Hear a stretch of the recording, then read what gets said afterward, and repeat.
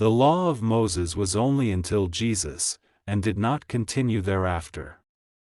Gal 3:19. Why then was the law given at all? It was added because of transgressions, until the seed, Jesus, to whom the promise referred, had come. The law was given to Moses, who was the mediator between God and the people. It says in this verse, that the law was added, until the seed, which is Jesus, had come. So, although Jesus came to fulfill the law, he also, in a way, came to replace the law.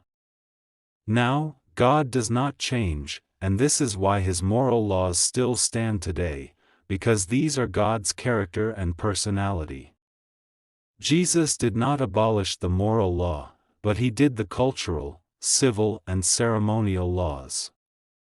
We still today, in the modern world, live according to the moral law of God, which include the commands repeated in the New Testament, which directly apply to us Christians today.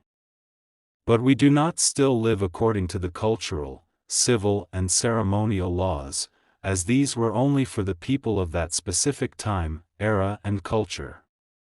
Now, when Paul addresses the people in his letters in the New Testament, he is very often speaking to people who were still used to living according to their cultural, civil, and ceremonial laws of their time. Whether it is Jews or Gentiles he is addressing, they all had their different cultural laws and beliefs.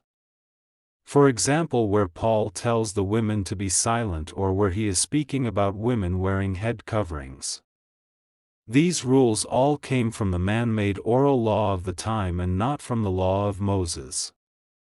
Also, Paul himself is a Jew, who did not only live under the cultural, civil, and ceremonial laws of his time, himself, but who also, before he came to Christ, was a religious leader. Jesus called them vipers, living also under the man-made Pharisaic barbaric laws of the time.